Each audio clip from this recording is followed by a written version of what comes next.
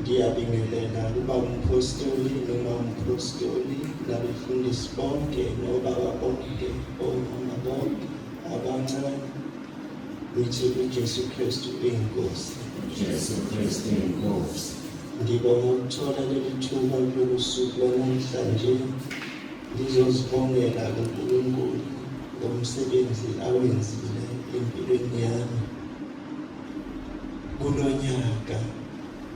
Zehlile izinto, zehla izimo zonke kade kufanele zehle emndenini wakwaMbatha, kepha uNkulunkulu usiphile amandla okunqoba. uJesu Kristu inkosi. uJesu Kristu inkosi. Ngizothatha lokho okubili nje esidlule kukho okuthinte iy'mpilo zabaningi. Kuthe uma kuqala unyaka lo ka-2025 lapho February bengisemsebenzini angihlali la ngifika nje uma kuphele inyanga ngaleso sikhathi. Kwaba khona umuntu kaNkulunkulu odlulayo emhlabeni ngesandla sami ngale ndlela le ekanje beshayela i-scooter ukuthi uzokudeliva lokhu. Kodwa bekunesibhono yokudeliva khona beyihambela nje enomngani wakhe. Bangishayisa esondweni egcineni le kwashona iphaseli babekhelishela. Awu, ayibuza ukuthi kwenze njani. Uma kwenzeka izinto empilweni yakho ube nakho ukuyibuza ukuthi kwenze njani. Hayi ngifake daba kuba umpostoli ethi nakho ngehlelo ngini angikhanselishe anginike ukugqugquzeleka ngibambe namazwi akhe ahlezi asiyana ngawo ukuthi izinto uma zifika enhliziyweni yomzalwane azibi nawo amandla njengomuntu ongakholwayo. Ngithole ukunqoba ngaleyo ndlela.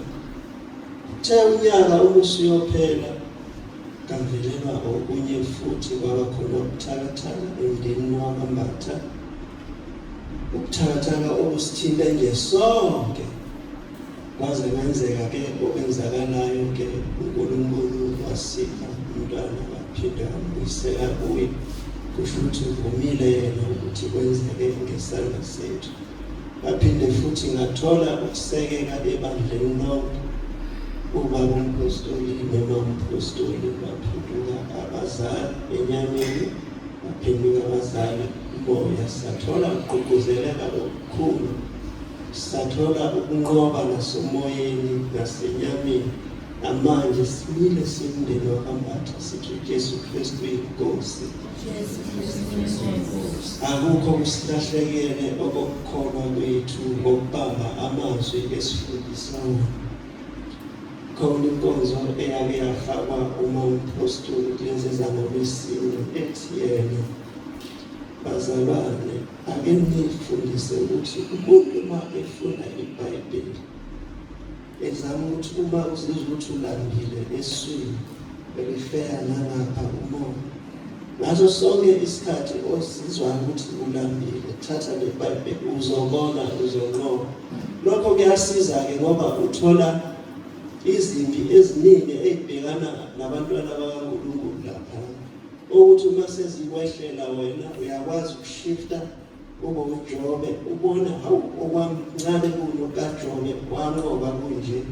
kanjalo uma kufika izimo zokuthi kungaze kube sekufeni uzoya koJohane banqunywa amakhala, uyakwazi ukuthatha izikhali zonke zezwi likaNkulunkulu ume ngazo ukuze kungaba kufika isikhathi sokuba ulahlekelwe ukuphila kwakho.